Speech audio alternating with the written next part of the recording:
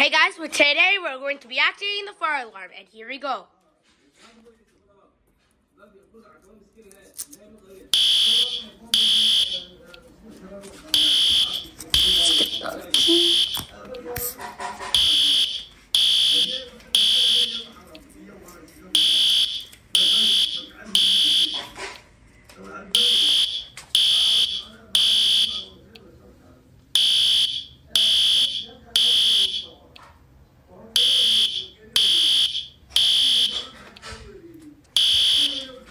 Let's open the fire alarm.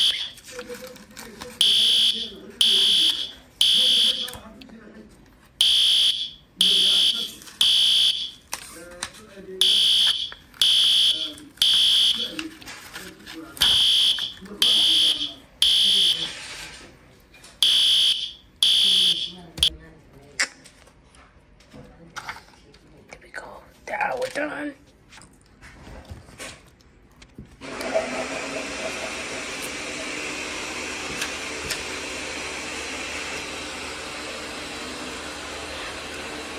And we're done.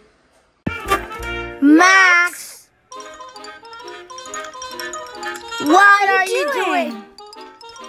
Oh no! Look at that shirt! It's disgusting!